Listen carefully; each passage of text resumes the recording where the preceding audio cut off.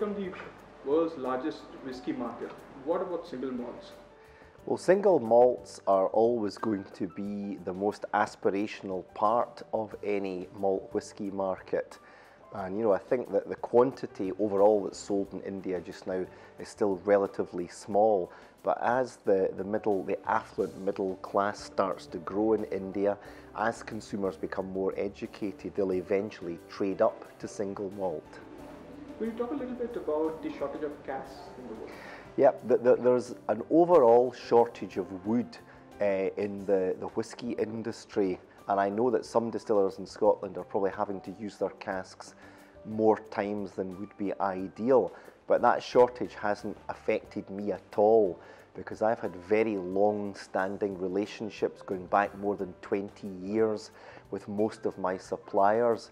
And my perspective, it's always been a case of trying to get the correct quantity and especially quality. It's not necessarily about cost.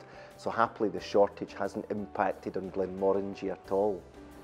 Typically, how many casks do you use before it's thrown away? How many times I use it? For Glenmorangie, I would use it 2 times. For the sherry casks and the port casks and things like that, unfortunately, I can only use them 1 time, and then all of the goodness is gone.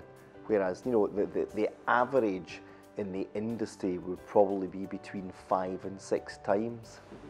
And what gives Glenmorangie its unique flavor? Yeah, the water? The water's one part of it because we have a unique source of very mineral-rich water. But it's distillation in the tallest stills in Scotland, producing a very elegant floral spirit. And in particular, it's maturation in the best quality American oak barrels you can get.